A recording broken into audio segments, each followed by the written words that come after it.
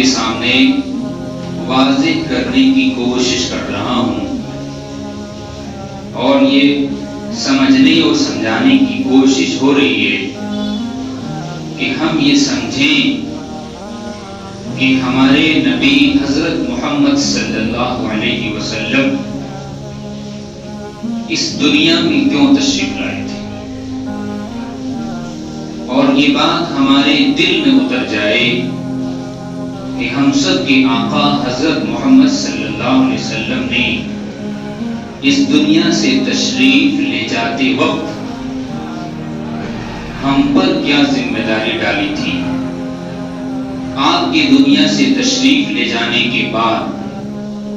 اور نبوت کے سلسلے کو جبکہ اللہ نے ختم فرما دیا ہے اور آپ کو آخری رسول بتا کر اس بات کا اعلان کر دیا ہے کہ قیامت تک کوئی نبی نہیں آئے گا، قیامت تک کسی رسول کی بعثت نہ ہوگی، اور قیامت تک لوگوں کی رہنمائی اور رہبری کے لیے جس امت کا اللہ نے انتخاب فرمایا ہے وہ امت حضرت محمد صلی اللہ علیہ وسلم کی امت ہے، جس امت کی وہی ذمہ داری ہے جو ذمہ داری انبیاء کرام کی ہوتی ہے۔ اس امت کا وہی کام ہے جو کام آخری نبی حضرت محمد صلی اللہ علیہ وسلم کا تھا۔ اس امت کے کاندھے پر وہی عظیم ذمہ داری ڈالی گئی ہے جس ذمہ داری کے لیے اللہ نے کم و بیش 1.25 لاکھ انبیاء علیہ السلام کو اس دنیا میں مبعوث فرمایا تھا۔ ذرا ہم غور کریں، سوچیں کہ اللہ نے انبیاء علیہ السلام کو کس مقصد کے لیے بھیجا، اور اس بات پر توجہ سے غور کریں کہ ہمارے آقا حضرت محمد صلی اللہ علیہ وسلم کی بعثت کیوں ہوئی تھی، اور اس بات پر مزید غور کریں کہ اللہ کے رسول کے اس دنیا سے تشریف لے جانے کے بعد ہم پر کیا ذمہ داری عائد ہوتی ہے۔ قرآن میں اللہ نے اپنے نبی کے بعثت کے مقاصد کو تفصیل سے بیان فرمایا۔ هو الذی بعث فی الأمیین رسولا منهم یتلو علیہم آیاتہ ویزکیہم ویعلمہم الکتاب والحکمہ وَإِن كَانُوا مِن قَبْلُ لَفِي ضَلَالٍ مُبِينٍ۔ وہی تو اللہ ہے جس اللہ نے امیوں کے درمیان، ان پڑھ قوموں کے درمیان امی نبی کو مبعوث فرمایا ہے۔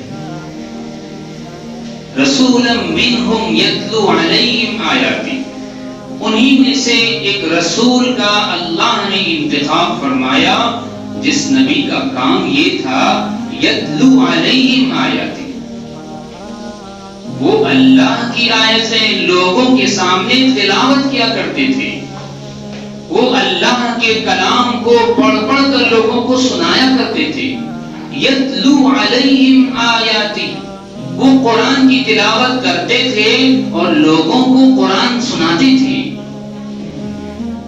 وَيُزَكِّيهِمْ، اور ان کا کام یہ تھا کہ وہ لوگوں کو پاک کرتے تھے۔ کس چیز سے پاک کرتے تھے؟ شرک سے پاک کرتے تھے، عقائد کی گندگی سے پاک کرتے تھے، بت پرستی کی گندگی سے پاک کرتے تھے،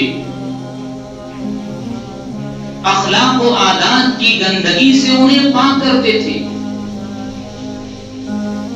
جہالت کی زندگی سے انہیں نکال کر ہدایت کی شاہراہ پر لاتے تھے۔ وَيُزَكِّيهِمْ، ان کا تزکیہ کرتے تھے، ان کے دل سے دنیا کی محبت نکالتے تھے، ان کے دل سے مال کی محبت نکالتے تھے، ان کے دل سے جان کی محبت نکالتے تھے، ان کے دل سے دنیا و ما فیہا کی محبت کو نکال کر، تمام گندگیوں کو نکال کر اللہ کی محبت ان کے دلوں میں بھرتے تھے۔ یتلو علیہم آیاتی ویزکیہم، ان کے عقائد کی اصلاح فرمایا کرتے تھے، ان کے اعمال کی اصلاح فرمایا کرتے تھے، ان کے عادات و اطوار کی اصلاح فرمایا کرتے تھے، ان کو سر تا پا اللہ کے کلام سے، اللہ کے احکام سے آراستہ فرمایا کرتے تھے۔ وہ ایسی جماعت کو تیار کرتے تھے جس جماعت کو اللہ نے قرآن میں رجال کہا ہے۔ رجال لا تلہیہم تجارت ولا بیع عن ذکر اللہ، نبی نے ایسے مرد تیار کیے تھے، ایسے افراد تیار کیے تھے، ایسی جماعت کو اللہ کے رسول نے پروان چڑھایا تھا جو رجال لا تلہیہم تجارت ولا بیع عن ذکر اللہ، جن افراد کو، جن مردوں کو، جن لوگوں کو اللہ کی یاد سے، اللہ کی محبت سے نہ کوئی تجارت اسے غافل کر سکتی تھی، نہ ہی خرید و فروخت غافل کر سکتی تھی۔ لا تلہیہم تجارت، تجارت کے منڈی میں رہنے کے باوجود،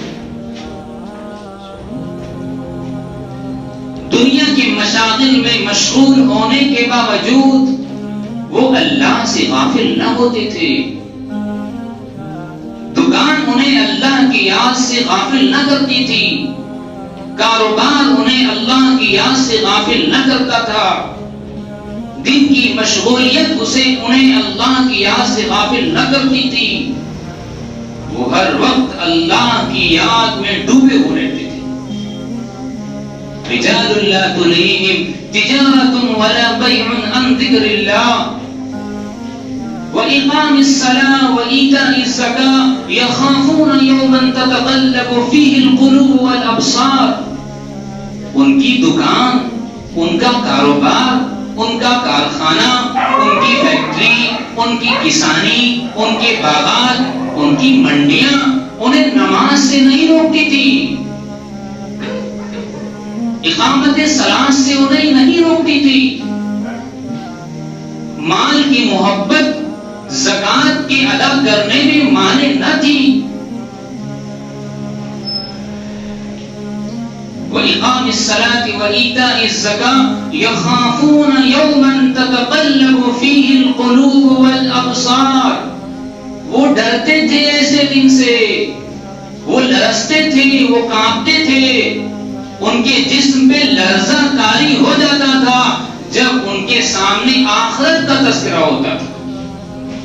قیامت کے دن کے خوف سے وہ لرز جاتے تھے، قیامت میں اللہ کے سامنے پیشی کے خیال سے ان کے جسم پہ سکتہ طاری ہو جاتا تھا، ان کی نیند اڑ جایا کرتی تھی، ان کے کھانے کی لذت چھن جایا کرتی تھی، ان کے پانی پینے کے پیاس جو ہے بے لذت محسوس ہوا کرتے تھے۔ یتلو علیہم آیاتہ ویزکیہم ویعلمہم الکتاب والحکمہ، اور انہیں کتاب کی تعلیم دیتے تھے، قرآن کی تعلیم دیتے تھے۔ قرآن پڑھانے کے لیے نبی آئے تھے، قرآن کو زندگی میں بسانے کے لیے نبی آئے تھے، قرآن کو عملی طور پر ان کی زندگی میں داخل کرنے کے لیے نبی آئے تھے، قرآنی زندگی، قرآنی احکامات کا انہیں پابند بنانے کے لیے نبی آئے تھے۔ انہوں نے ایسے افراد تیار کیے تھے جس کی تعریف قرآن میں کی گئی ہے، جن کی اوصاف حمیدہ کو اللہ نے قرآن میں جگہ عطا فرمائی ہے، جن کی زندگی خود قرآن ہے، جن کی زندگی خود قرآن ہے۔ یتلو علیہم آیاتہ ویزکیہم ویعلمہم الکتاب والحکمہ، وہ قرآن سکھاتے تھے، قرآن کے احکام سکھاتے تھے. قرآن میں اللہ کی بڑائی اور اس کی عظمت کے جو تذکرے ہیں، وہ عظمت کے تذکرے، وہ بڑائی کے تذکرے ان کے سامنے کیا کرتے تھے؟ اللہ کی الوہیت کو، اس کی ربوبیت کو اللہ کے رسول بوانگی دہل ان کے سامنے بیان کرتے تھے.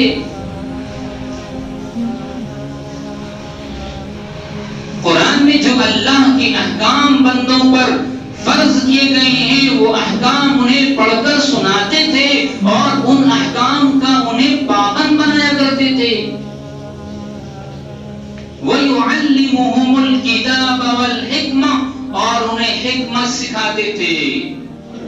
ان کو عقل مندی سکھاتے تھے،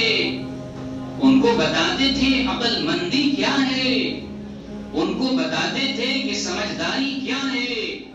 ان کو بتاتے تھے حکمت و دانائی کس کا نام